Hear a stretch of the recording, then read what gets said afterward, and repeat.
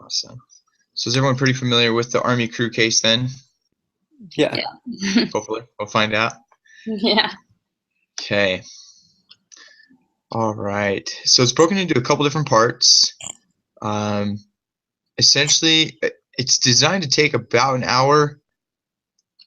We have less people to talk, so I kind of think it could go quite a bit faster. So we'll find out as we go. But all right. So here's some. I'm just going to read a summary for us. It says the following is what students in your team should learn from our discussion tonight. A team can be greater than the sum of its parts or less than the sum of its parts, depending on how well the team functions. Team trust, identity, and conflict all have an important role in the success of a team. Team performance tends to spiral upward or downward. Successful teams can get into an upward spiral with their successes building on each other, while unsuccessful teams can get into a downward spiral while failures leading to decreased performance.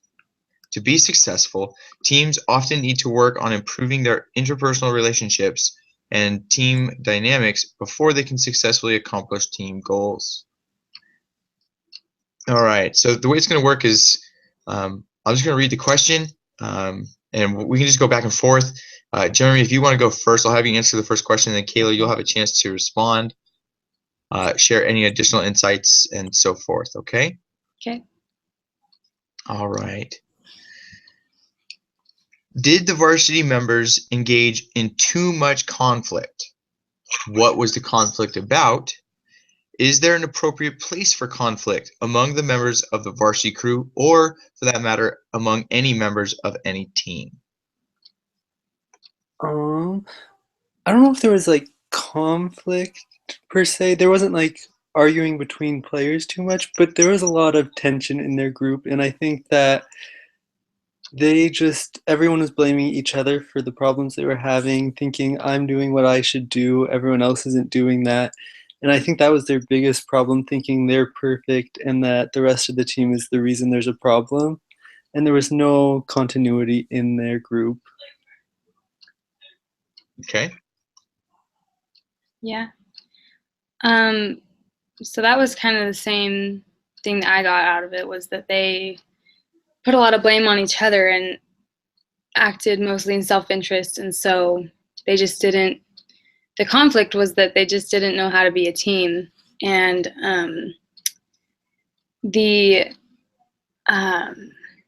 sorry, I just totally blanked on what I was going to say, but I'll take it from there. If you're talking, okay, go ahead. Back in. Jeremy, you brought up a good point. There was almost like a lack of conflict. That, like you pointed out, there was a lot of tension, and we don't really understand that until later because the coach kind of digs it out of them. And I feel like that's an important point to where I don't know. I always laugh at that saying: if you have nothing nice to say, don't say it at all. And I'm the kind of person that doesn't happen with me. If I got something to say, I'm going to say it. And my biggest reason for that is, why should I go day to day to day in an unhappy state? Yeah. Let me say this one thing. You might change what you're doing. And now I'm happy from day to day to day. And that's kind of like the situation here. If someone would have said something earlier on, what was no big deal then has simply just built on top of each other. Now it's a huge escalation of, now we have a whole world of troubles. Yeah. And I think that like talking about conflict can be really helpful. It can kind of help bring up new ideas to help solve the conflict. And if you don't talk about it, no one knows what the problem is, and they're just going to blame it on other people. There's no way to like internalize the conflict and see, oh, I'm part of this conflict. Right. Well, go ahead, Kayla. Oh, I was just going to say, I think it's like the only time that conflict can be like the most helpful is at the beginning when you first notice it. Because if you let it stew, after a while, you're kind of adding to it. And so I think that's kind of what was the problem also, is that they didn't take their own actions into account. They added so much to it just from not talking about it, you know? Right. was gonna say it's one of those things like kind of going to the last part of that question where it says, is there an appropriate place for conflict among any members of any team? And the interesting thing about that is it's not contention, it's conflict. Right. We're humans. It's absolutely 100% impossible for us to be 100% on board with each other. Just the way we talk. I might say something that offends you, not that I mean to. By no means do I mean to offend you, but it's just the way I said it, and it's the way that you heard it. And so, with the team, there's always going to be conflict, and that's kind of the whole trick is conflict resolution. How do we get a clear understanding of what I said and what you heard, and now we're on the same page? But so that's life. That never changes. Yeah. So awesome. Okay. So an interesting little point for me to share with you guys. Scholars identified that there are two types of team conflict.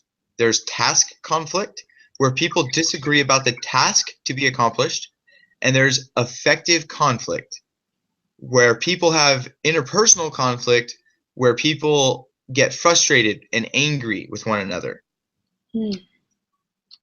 So it says you might want to ask which kind of conflict is going on with the varsity team and whether either type can be a good thing. I think in the team they're having effective conflict just because they all have the same task. They want to be the winning team, but they don't get along with each other. And just personally, I think that task conflict can be a good thing because when you're starting something out, if you have conflicts and try to figure out through that conflict what you're trying to accomplish and the end goal, it can come with something good. But the effective conflict, in my opinion, it's just like throwing wood on a fire type thing. It's just making things worse. Right. Yeah. I think task conflict is, it can strengthen your team because if you're all trying to work towards the same task to figure it out, then you're not really focusing on any individual problem that you are seeing or conflicting with, but you are all working to one thing. Well, it's interesting. So did you guys watch that video last week from, I think it was Bednar? It's like an hour and 20 minutes. Did you guys see that? Yeah. So we talked about, was it Motorola and one other company? I can't remember now. And how they saw where the one company was going and they chose to go the opposite direction. And they've been really successful with that. And that kind of reflects to the difference in the task to be accomplished for two reasons. One, are we looking at how it's done? Because, we might see things differently. And Jeremy, you mentioned that how, we might bring to light new ideas, new solutions that were not recognized before. So all of a sudden we have a new method that proves to be more effective, more efficient, or it just doesn't happen to be, but now we know it's not. Or we have a completely different focus of direction, having a different end game, and it's like, hey, let's go this direction, and all of a sudden we might find success going there differently than what we were before. So yeah, I agree. I think the task conflict can be beneficial. It brings to light new ideas. But yeah, the interpersonal conflict, that's a team building issue. Right. So that's going to lead into our next question. What role did trust play in the problems varsity crew faced? Is trusting other rowers necessary for the crew team's success? Is trust in the team the same as trust in individual team members? What happens to teams? What happens to team? I'm missing a word here. What happens to team trust if you replace one member of the team? What happened toward the end of the case when the coach switched varsity individuals with JV individuals? What does this prove?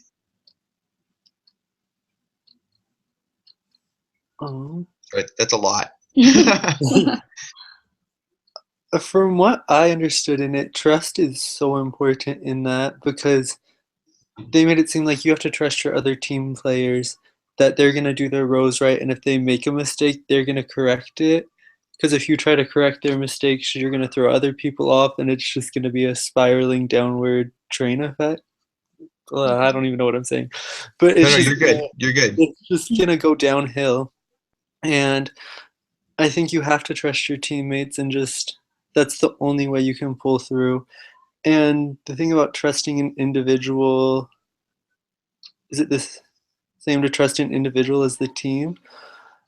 I don't know if you, I think you do have to trust every individual to trust the whole team, because if there's one person you don't trust, you're going to be worried about them and not just worried about yourself and trying to make yourself do your best. Yeah. I agree with that. I was thinking about how if you trust the individual to do their best, but you trust the team to, like, I guess the team is kind of the individual also, but just to kind of do it for the team and not so much for themselves. That's what they talked about. You have to, that's why JV was so successful, because they did it for each other. They didn't want to let each other down. So it's kind of like trusting that everyone is doing their best for the team, not just their best for themselves. I think that would kind of be the difference between team and individual, maybe. A little bit. Jeremy, I think you brought up a good point in the sense that if you lack trust in one member, regardless, that's going to hinder your trust in him as a member of the team. And it's fascinating, Kayla, you brought up like some of the different team things where there's all sorts of success stories about, or you mentioned the JV team, and there's so many examples of that where you're worried about your brother on the team, and that caused you to do really well. And examples that come to my mind were the Green Bay Packers are the only team to have ever had a perfect season. And when you hear interviews of what led to their success, it was because they said they were so focused on not letting the guy next to him down. That was their whole motivation, was just not letting down their partner. He could care less to them. If I fail, I fail, but it's so much more than that. I'm letting them down. So that was, immense trust in each other. And then another example, have you guys seen that movie Forever Strong? Yeah. The rugby movie? And the coach is all about that. Here's all these really strict rules, and when we can trust each other to abide by these rules, then we have complete trust in one another, and we can count on each other then because we're that determined. And that's the same idea. But all of a sudden, if one team member's off and we can't trust them, we can't trust them on the field either. And so that was pretty fascinating. That is fascinating. It's cool how the team's just so interlaced, and the relationships outside of it make such a difference in the game. Yep. Yeah. Well, and you think of when you hear about conflict in locker rooms and stuff like that, and you see it affect their play on the fields with any teams, that you got to do your best to keep it. Like you said, there's always conflict. There's always things to resolve. But do we let that turn into an anger issue between players? So I want to draw attention here to the last two questions that were part of this. And it says, what happens to team trust if you replace one member of the team?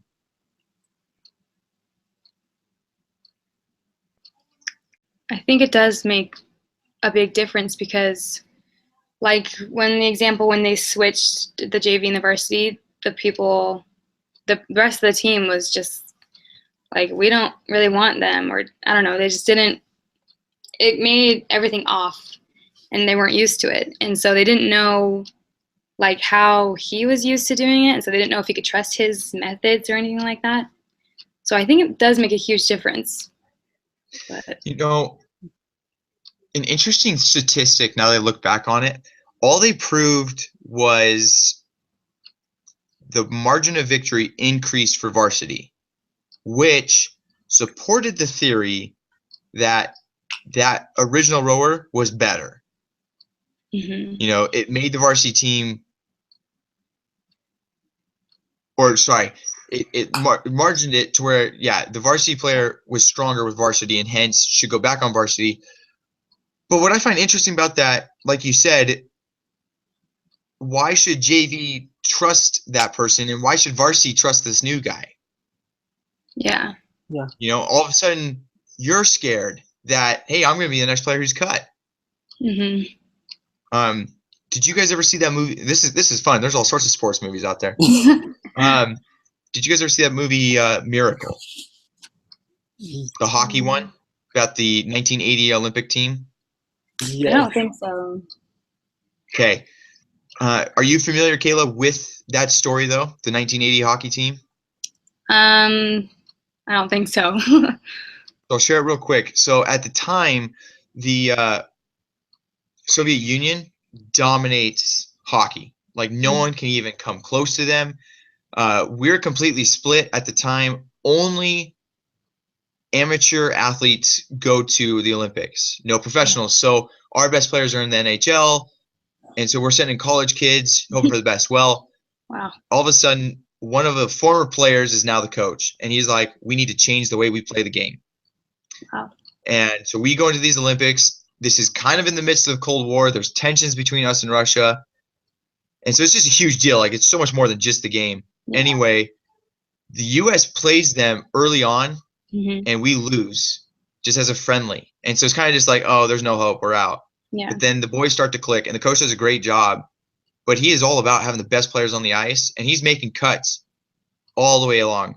And what was cool, though, right toward the end, right as they're getting ready to go to the Olympics, a star athlete gets healthy again and is trying to come back to the team. Oh.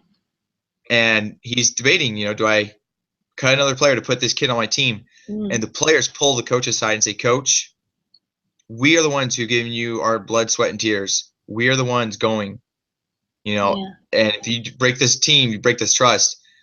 And that was so huge. And the coach recognized that too. There's this psychological element to this team. And anyway, so he does not break that trust. He keeps the team the way it is. And the cool thing is we do go on to win that Olympics in the championship we beat Russia in the semifinals and then end up winning gold. Wow. But yeah, it was a huge story, huge upset. One of the greatest Olympic stories there is, actually. So wow, super cool. That is really cool. It's amazing. So, all right. So, in relation to that concept, what happened toward the end of the case when the coach switched varsity individuals with JV individuals? What does this prove? Which I kind of think we talked about. Teams just weren't working the same as when they had the other members. And I was thinking about this from JV's perspective. I think having someone from varsity put on my team, if I was on JV, like, I wouldn't like it, and I feel like it would affect our whole team's performance. Because it's kind of like, I feel like in JV you look up to varsity a little bit, and so it'd throw off the hierarchy, kind of, I think. Yeah. I could see that. Are we talking about the experiment that he did with switching them and racing? Yes. Well, yeah, because JV would win occasionally. Yeah. And so what he would do is he would take one player at a time and he'd switch them. Right. Okay. And if varsity did better, then that meant the JV player was better and the JV should be there. But if JV did even better, then it proved that varsity guy who got moved down is still the stronger swimmer or the stronger rower. And that's what happened, right? Wasn't the JV better? The JV kept winning bigger and bigger margins. Right. And performing better. So it proved that each of the varsity guys was the better rower. And it's like, well, I've got all the best rowers. What's going on? Yeah. So what was the question exactly? So the question is just like, what did this prove? What happened toward the end of the case when the coach switched the varsity individual with the JV individuals? What does this prove? So it proves that even if you have the best players on a team, it doesn't mean they're going to win. Right. And it's fascinating too, because there was the one image that broke down the different 8 seats and the key role of each of those seats. Like the captain is number in the number 6 seat or something like that, and so forth. And I look back how it mentioned there was 2 rowers who were the strongest, but they weren't very technically clean. Yeah. And so we didn't put those guys on varsity. And that seems so interesting to me because when you break down the diagram, it says you want in seats like 6 and 7, these are your power seats, and they don't need to be all that technical clean. And I kind of wonder if they would have been the leader mentality folks to kind of get the team together. Yeah. You know, and then you have the whole season to work on technique and get them cleaner. You know, anyway, it was kind of interesting to see that his choice in that. But nonetheless, it does prove the point that even with the best players on a team, it doesn't mean you have the best team. Right.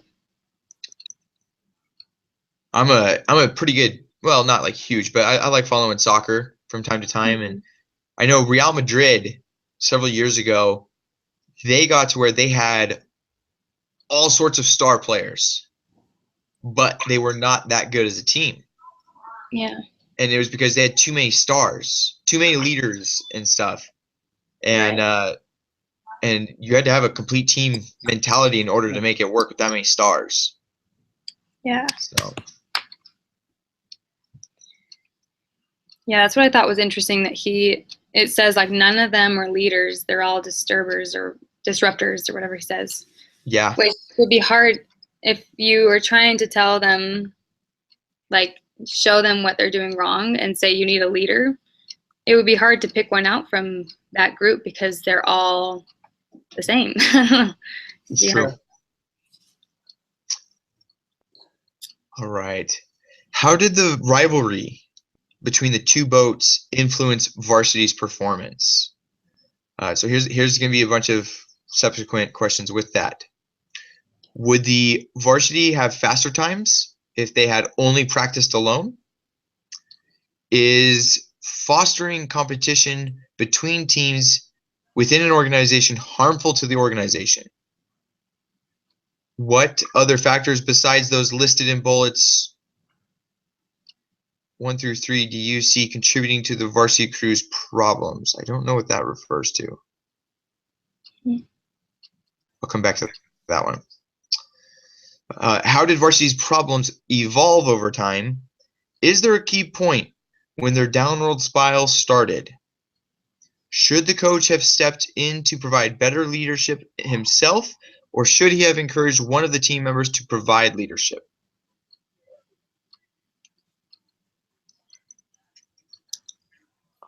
I'll take this one first. So, you know, it's fascinating. I'm going to answer one question because I feel like I know the answer to it. It says, is there a key point when the downward spiral started? And I'm going to say it started after their very first race, because suddenly the varsity was concerned that they did not beat the JV by a greater enough margin. And that to me is the wrong mentality, because what I'm just throwing out there, let's say we had 16 great rowers. Let's say we had the best 16 great rowers.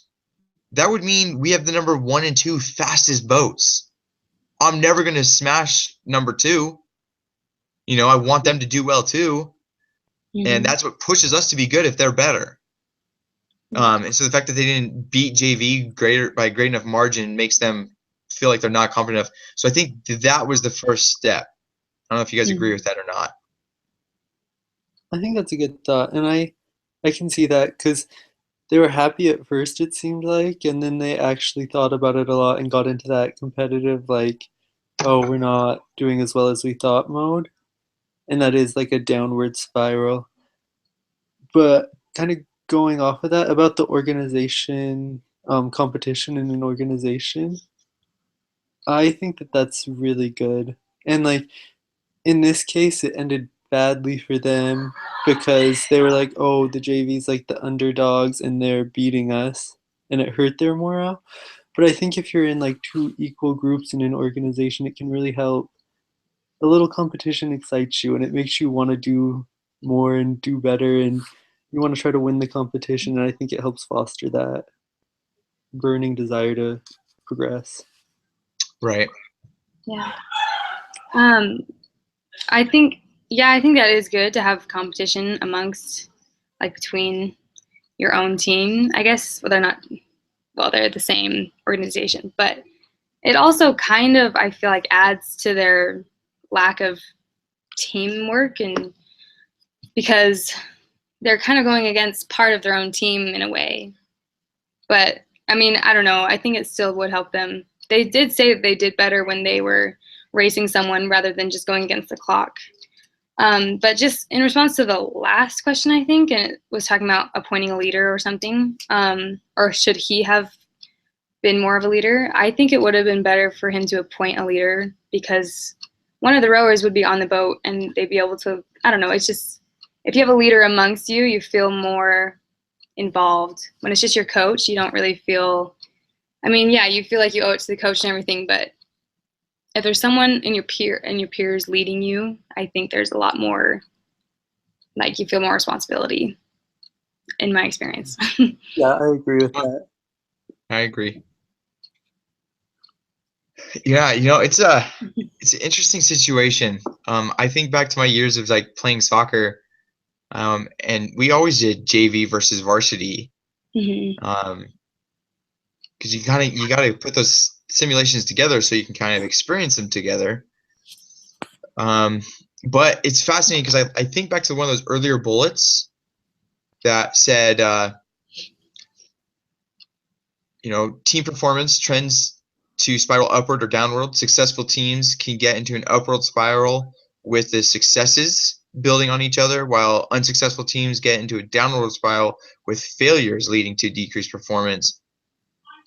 So, it's fascinating to think, if varsity's losing these matches, that's not a good experience. And if you don't have the right leadership to like learn from it, to pick yourself up from it, it's only going to bring you down. Right. And I feel, and that's going to lead us into the next section, I feel like that's a call to action on the coach, trying to recognize I need a different approach. Like his approach was always the strongest team guys on a team, and not recognizing the other elements involved, such as the mentality, the teamwork. And, maybe he should have just done more against the clock. It's fascinating that way. Like, realistically, that's how you should train. And then hopefully the adrenaline of competition might push you guys just a little bit more to perform better. Right. Yeah. I don't know. It's fascinating. I don't know, because against the clock, I did swimming, and Okay. so it was all about crushing times, and I could swim against the clock so many times.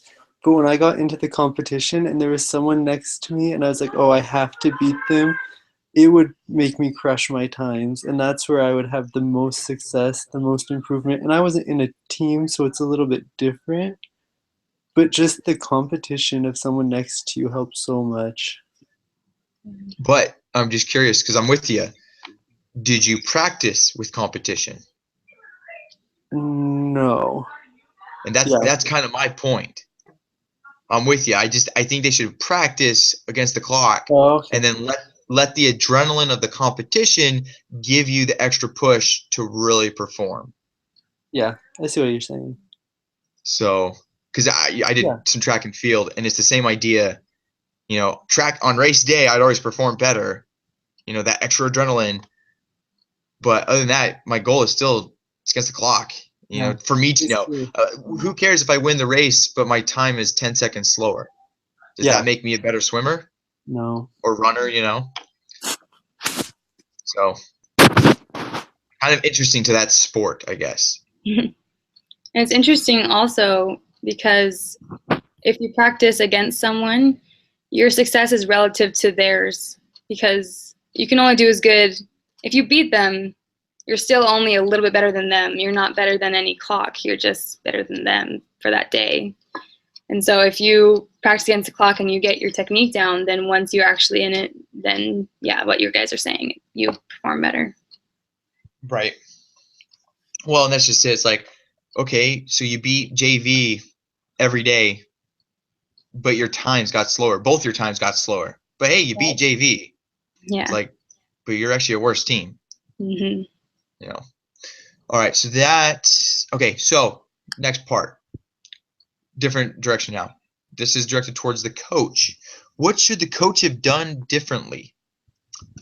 So what should Coach P have done differently earlier in the season to resolve the problem? At what point do you think he should have intervened? Be specific about how you think intervention would have helped the team. Explain exactly what you think he should have done.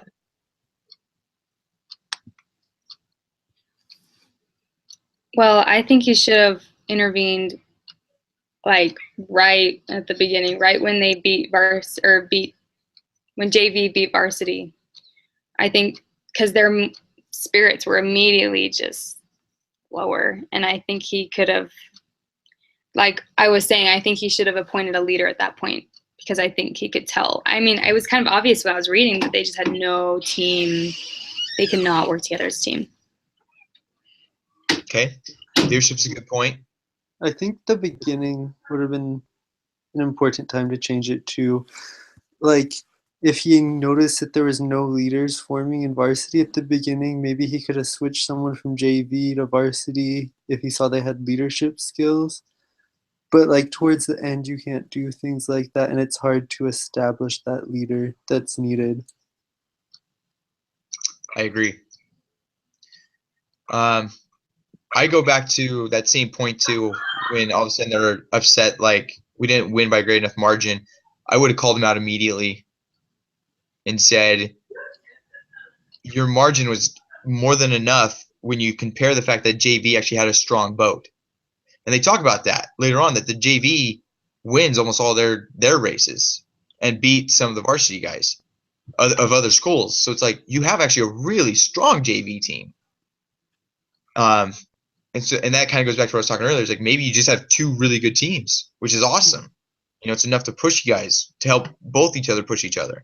Mm-hmm. But the fact that that was their mentality, I would try to recognize that early on and bring it to their attention and say, hey, your margin's not what matters. You know, JV's good this year. So that causes us to work even harder. It's not about beating them more. You know, now it's about getting our technique down and just improving our rowing. And I think that kind of goes to show a little bit of the task orientation. What's your goal? Becoming better rowers or beating JV? Yeah. So, those are great. Those are all different points of emphasis that could have been done differently. So now the question is, what should the coach do now? What do you think Coach P should do on Tuesday and why? Be specific about exactly what you think he should do and why. How will it impact the team? What are the risks of the approach you recommend? It says, go ahead. Oh, I was gonna say I had trouble thinking about this because all I could think was building activities. Jeremy, you got fuzzy. Can you hear me?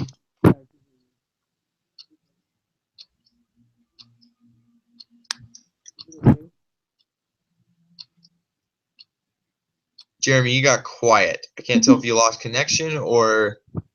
Can you guys hear me at all? There we go. Yes. Okay. Sorry about that. Oh, you're quiet. 1 second.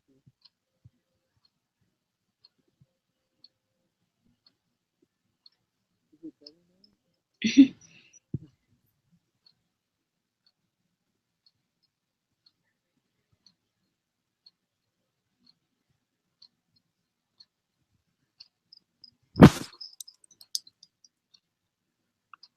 Is it working now? A little bit. You're still kind of quiet, but I can hear you. Okay. Let me try to plug in some headphones and see if that helps. You're good right now. Okay. Is it still working? Yep, you're good. Okay. So what I was saying was, I thought team building activities might help, but it might be too late for those, and doing team building activities at this point might just risk wasting time in the water where they can try to figure out something there. But they need to, I think they need to be humbled and kind of just told, you're not doing good because you all blame other people and you're all the problem. And I think they just have to be humbled, and kind of that'll help them the best. That's kind of exactly what I thought of. They just need to be humbled. Because a lot of them were just placing blame on each other, and maybe the coach should point out things that the individuals are doing, like, I don't know, maybe not, but mostly they need to recognize what they're doing wrong as a team, and because what he was saying sometime about, or JV would talk to each other like, we need to improve this as a team, but they would never point out to each other things. So I would just tell them, like, look at yourself, see what you can improve, and work on your teamwork, team membership. I can't think of the word. Yeah, you're good. Yeah. All right. So I'm trying to think what I would do now. Jeremy, I like your idea. I think they need a team building activity for sure. To in a sense of trying to humble them up. I think as a coach, I'd also want to defend my reasoning why I pick players. Right. I don't think he had the best reason because his whole mentality was putting the strongest people together. But we've already talked about several instances where that's not always best. Mm-hmm. But nonetheless, that's the situation we're in. So now the question is, how do we make the most of it? I would sit down because each person points out faults in other people. And I might bring to light saying that person's fault, though it is a fault, is not the fault that's hurting this team. He's on this team as a varsity member because he brings this to the team. And that's all I want from him is just this element. And that element alone is enough to make this team stronger. And I would go through all 8 rowers and bring that to their attention. Say, he's imperfect. He's weak. He messes up here. But guess what? Good at this element. Really good. And because he's really good at that element, he makes the team stronger. And then so on and so on. To where it's like, yeah, everyone has their flaws. We're human. We're trying to be perfect, but we're still human. But we use each other's strengths to make each other a great team. You know, trying to bring those strengths out. And then what I think I try to do is find a team building activity where each one of those strengths can be proven. So other people can begin to realize, wow, look at those strengths in action. Mm-hmm. Now let's come together as a team and show these strengths as a team rather than focusing on the flaws. And I don't know, maybe that would work. It's kind of last minute. Yeah, they have 4 days. That's kind of rough. Yeah, but I think you're right in saying try to show their best qualities and do an activity that shows everyone's best qualities. Because I think that'll help people recognize maybe they're not as bad as I first thought or something. Yeah, and maybe Right. some people's strengths will make up for the other weaknesses, and they can see that. You'd need a really good exercise, but yeah. Yeah. I was also thinking that he could tell them, like, the reason JV was so good, like, obviously I chose the strongest players for varsity, and then JV is not as strong of people, but the only reason that they were doing so good is because of their ability to work as a team. And so if you combine that with the strength that the varsity does have, they could be amazing, but they just won't tap into that ability, basically. Yeah. Right. I really like that. Because I think varsity could cream JV if they had the same kind of mentality. From what they're saying, they'd be a killer team, but yeah. Okay. I think that's it. What I really like, I did not see this. I actually have a link that's provided that shares what Coach P did. So I'm going to read that to you now. All right. Letting conflicts fester, bringing tensions out into the open and then resolving them is one of the team leader's most important jobs. So this is back in May 31st of 2006. Colonel Stas, Coach P, I'm not even going to try to say his name, coach of the Army crew at West Point a few years ago, faced a baffling problem. Through extensive testing, he had developed objective criteria to rank his rowers. He then put the 8 best his dream team in the varsity boat and the 8 others in the junior varsity boat. The problem, the JV beat the varsity 2/3 of the time. The situation, as explained in a Harvard Business School case, was that the varsity was full of resentment over who was contributing most, while the JV, feeling they had nothing to lose, supported one another happily. One day, Coach P lined up the varsity crew in 4 pairs. He told them they were to wrestle, no punching, for 90 seconds. There were no clear winners. Each man was discovering that his opponent was just as strong and determined as he was. Coach P then had them change opponents and wrestle again. By the 3rd time, they were choosing their own opponents. One guy would point to the other and say, "You." Coach P says finally one of the rowers started laughing, and they all piled into a general ball. Eventually, someone said, "Coach, can we go row now?" From there on, the varsity boat flew. You probably can't order members of an executive team to wrestle, tempting though it may be, but bringing tensions out into the open and then resolving them is one of the team leader's most important jobs.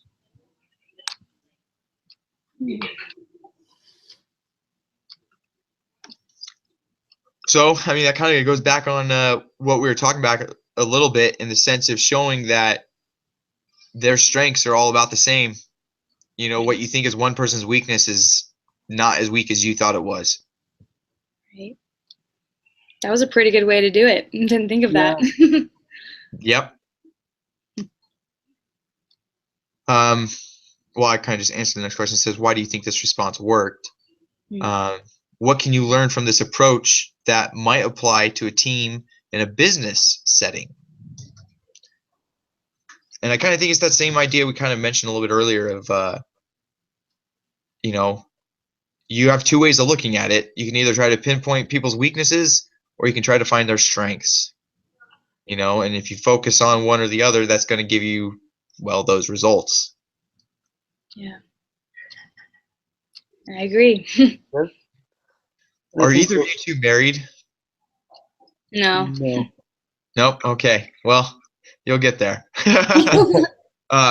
It's fascinating. I know, hands down, some of my greatest lessons have come from being married. And with that, you know, my wife, well, I'm a perfectionist. So I'm always trying to push myself to be better. And it took my wife a little bit to get used to. Because she would ask, "Hey, babe, how was dinner tonight?" And I would tell her exactly how I felt. And sometimes it wasn't meant to be mean. It was just my constant approach to getting better. And it opened my eyes to learning just this exact point. Do I focus on flaws, or do I focus on her strengths?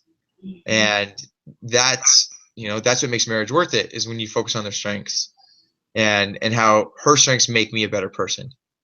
And so it's kind of that same approach when you take that to anybody, you know, quorum activities and to business and school. Like, what strengths do they have? Kayla, I'm super stoked to have you in our group right now. For the sake that little article we read about having women in the group. Oh yeah. And I was like, all right, Kayla, what are you gonna make us bring out of ourselves? I gotta step it up. I don't. So it was just fun, and you know, it'll be very neat to see what experiences each of you guys have that bring strength and examples. You know, like this worked out really well this week because, you know, I'm a huge sports guy, so I can think of all these other team examples of when certain things have worked and didn't work. You know, but it'll be neat to see what you two are able to also provide as well. Yeah. I'm excited for it. Okay, let's see. Last part says, ask each team member what is the most important thing they learned from this case. Well, I would say just the fact that you can do more than you really think you can do just by doing that, by looking at strengths and by being a team member, being a team player. I mean, even if you're not, I mean, that's for like team things that you do, but if you're not even on a team, if you're just talking about yourself, you can even do a lot more than you think you can do if you just focus on your strengths. I mean, obviously while improving your weaknesses, but also focusing on your strengths. Sure. Perfect. Jeremy? I kind of think that the most important thing I learned is try to focus on the team. Don't dwell on the problems and the errors and everything that's going wrong. Focus on what's going right and work on the things that aren't going right, but focus on the good things and make that be your biggest driving force to help you improve and know that you can get better. Awesome. All right. Okay. Rate the overall quality of today's discussion from 0 to 10.